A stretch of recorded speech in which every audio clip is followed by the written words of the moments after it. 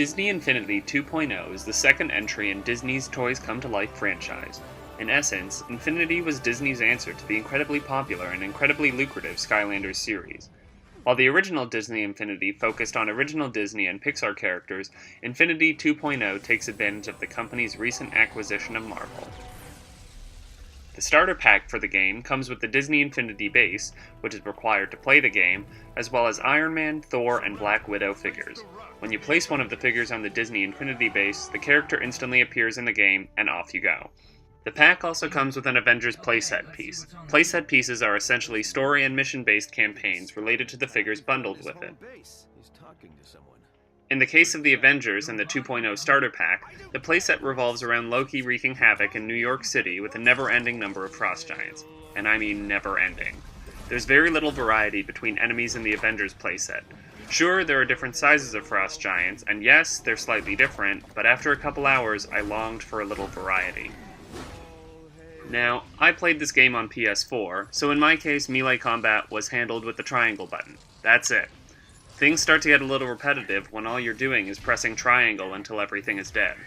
You can press R2 for an alternate attack, but when the playsets are so combat-based, being able to string together combos with two buttons would have been a welcome change.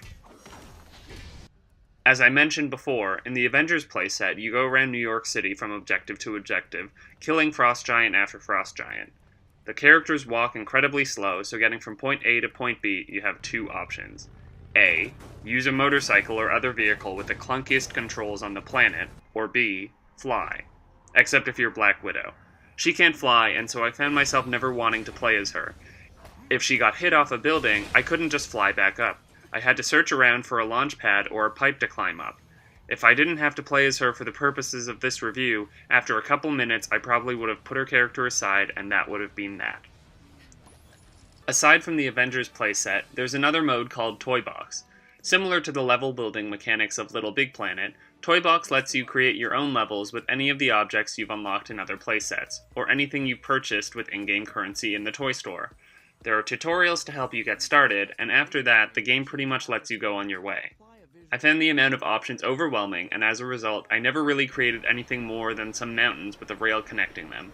In all fairness, I wasn't good with Little Big Planet's level building abilities, so this one is probably just on me.